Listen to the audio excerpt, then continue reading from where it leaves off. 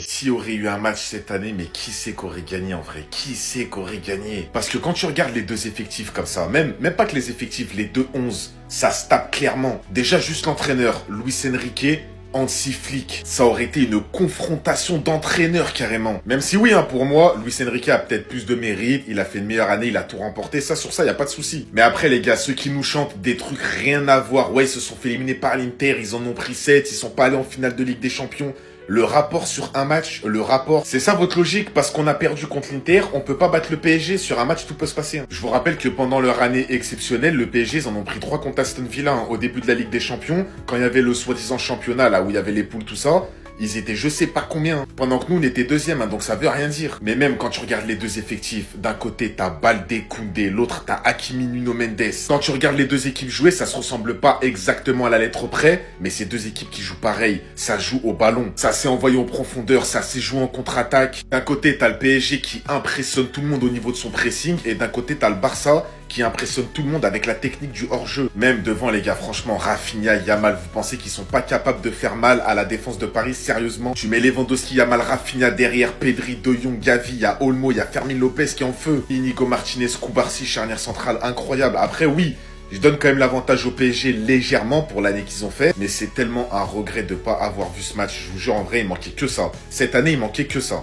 Ça c'est bizarre. Lamine Yamal a encore frappé. Comme vous le savez, il a prévu de faire une grande fête pour ses 18 ans. Et il y a un détail sur cette fête là qui fait déjà polémique. Et les Barcelonais qui me regardent, je tiens déjà à vous informer que Hansi Flick a annoncé une mauvaise nouvelle à Ter Stegen. Au moment où je vous parle, le Barça possède 4 gardiens. Juan Garcia qui vient d'arriver. On a Peña qui est pas encore parti. Ter Stegen lui-même est encore là. Sans oublier Wishy Szczesny qui se fait gronder par sa femme parce qu'il a fait une teinture. Parce que oui, pour ceux qui l'ont pas vu, Wishy Szczesny il a fait une teinture blonde et sa femme l'a grondé en story. Ça a duré 15 minutes avant qu'il le change. Donc avec tous ces gardiens là qui pourraient tous être titulaires au FC Barcelone, enfin sauf Ter Stegen parce que Hansi Flick l'a déjà informé qu'il ne sera pas le titulaire la saison prochaine. Là on nous dit que Juan Garcia qui vient d'arriver de l'Espagnol sera le gardien numéro 1. Et Szczesny sera là en tant que remplaçant et Peña normalement devrait partir. Et en termes de mercato, avec l'échec sur le dossier Nico Williams, le FC Barcelone s'était retourné sur Luis Diaz. Et le problème est qu'avec Luis Diaz c'est tout aussi compliqué. Donc finalement Marcus Rashford devient la priorité. Et c'est d'ailleurs ce qu'on nous dit ici, Marcus Rashford est devenu la priorité du FC Barcelone pour cet été. Et pour vous dire, le gars il a même baissé son salaire de 40% juste pour rejoindre le Barça. Franchement c'est énorme. On termine avec Lamine Yamal les amis. D'après le Mediasport, Lamine Yamal va fêter ses 18 ans ce samedi à Barcelone avec une grosse soirée privée. Et ça juste avant la reprise du FC Barcelone. Et qui dit soirée privée dit pas d'image à la fête. Les téléphones seront bannis pour garder l'événement 100% privé. Ce qui est très ironique étant donné que High Speed Show sera là. Il est dit des stars du sport, des créateurs de contenu comme High Speed Show et des artistes seront attendus pour célébrer le moment avec lui. Je ne sais pas ce qui va s'y passer pour interdire les téléphones à ce point. En tout cas moi je trouve ça un peu bizarre. Après je peux comprendre avec toutes les polémiques qu'il a eu ces derniers temps là, il veut pas encore avoir une autre sauce.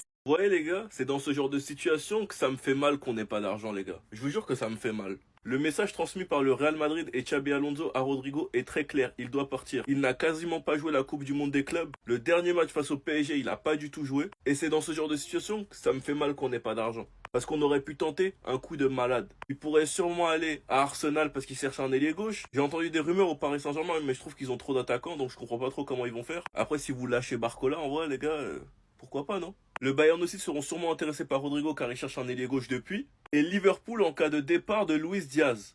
Donc en vrai Liverpool, si vous voulez un peu rajeunir votre effectif et rapidement, parce qu'il y aura énormément de concurrence, Arsenal, Bayern, PSG, vous nous faites un petit Diaz à 50-60 millions, tranquille, on paye, on vous donne le cash et vous allez acheter Rodrigo pour 80 millions environ.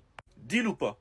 Faut faire vite hein. Faut faire très très vite. Parce que Rodrigo, ça va partir comme des petits pains, ça va partir rapidement. Après, si vous voulez laisser Rodrigo à Arsenal, c'est votre problème. Moi, j'ai fait mon offre. Mais pourquoi on n'a pas de cash? Je pense les gars que ça aurait été parfait, je vous mens pas. Parce que vous verrez la saison prochaine, Rodrigo, quand il jouera à gauche à son poste, comment il sera trop fort. Et qu'en Madrid, ils sont trop bêtes. Sinon vous les gars, vous en pensez quoi? Ramenez sur Snap, on s'ennuie. Vous attendez quoi? Vous attendez quoi?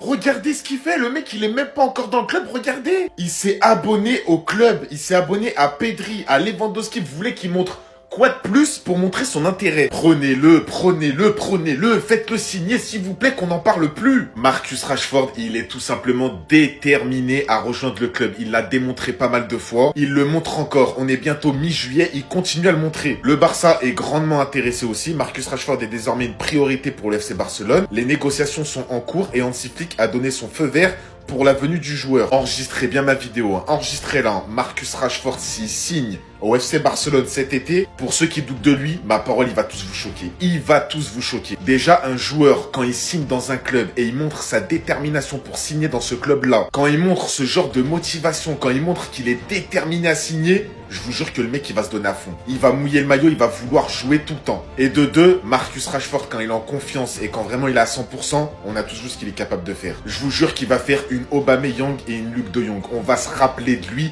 même s'il va pas rester 5 ans en club. Avec Lewandowski qui commence à... Voilà, c'est normal, il commence à vieillir, il commence à prendre de l'âge, il commence à régresser un tout petit peu. T'as Marcus Rashford dans tes rangs sur le banc, ou même des fois il peut commencer titulaire dans certains matchs, mais je vous jure, vous êtes pas au courant de ce qu'il peut faire. Hein. Vous êtes pas au courant de ce qu'il peut faire en Liga, il va s'éclater. Signez-le. Tu retiens pas les leçons, c'est quoi que t'as pas compris? Le problème, c'est pas ton physique, c'est ton cerveau, c'est ta tête. J'étais prêt à lui laisser une troisième chance. Le mec, il s'est marié, une femme, ça change un homme. Il met des photos en train de courir, en train de porter des poids. C'est pas ça qu'on te reproche. Anti-flic, tu dois parler à Ter Stegen et prendre une décision sur le maintien ou la vente d'Araujo et Christiansen. Vends-le et achète Leao. Il doit aussi aborder le problème du nombre excessif des joueurs au milieu de terrain. Et il doit aussi intervenir si nécessaire dans l'accord pour signer Luis Diaz et essayer de le persuader de rejoindre le club. Luis Diaz ne rejoindra pas le FC Barcelone et en plus j'ai entendu dire, y a pas de source hein, que Laporta préférerait Leao à Luis Diaz. Laporta, t'es tellement l'homme du peuple en fait. Laporta, si tu ramènes Leao, hein, toutes les cibles ratées, toutes les promesses que t'as pas tenues, même si t'as fait des choses incroyables dans ce club, ça sera pardonné. Concernant Marcus Rashford, moi je vous dis, Rashford c'est le bouche-trou. Barcelone maintient le dossier Marcus Rashford ouvert. De nouveaux contacts sont attendus dans les prochains jours. Anti-Flick a donné son feu vert à son arrivée. Et comme je vous ai dit aujourd'hui, Anti-Flick il doit parler à Ter Stegen. Je crois que ça va chauffer parce que Ter Stegen est très énervé contre le club. Il n'a pas l'intention du tout de céder à ses 3 dernières années de contrat. Donc lui je sais pas comment on va s'en débarrasser. Je pense en janvier, mais pour l'instant je pense pas. Dites-moi vous en pensez en commentaire les gars, pas vous abonner, vous êtes des bons, nous on avance. Pitié, pitié FC Barcelone, je vous en supplie. S'il vous plaît. S'il vous plaît. On peut pas manger 2 clims d'affilée. C'est pas possible. Pas 2 clims, moi je vais pas supporter. Nico est venu toquer à notre porte et finalement a retourné sa veste parce qu'il n'avait pas les garanties pour se faire enregistrer. On veut pas revivre la même chose avec 2 joueurs différents. Rashford envoie que des appels de phare au FC Barcelone. D'ailleurs, il continue encore, hein. Après avoir follow le Barça, il vient de follow Lewandowski et Pedri. Après nous avoir expliqué qu'il adore Thierry Henry, que Barcelone c'est à côté de l'Angleterre, que ce sera facile de voir sa famille. Après avoir fait ami-ami avec Lamine Yamal. On peut pas se manger une 2e clim. S'il vous plaît la direction.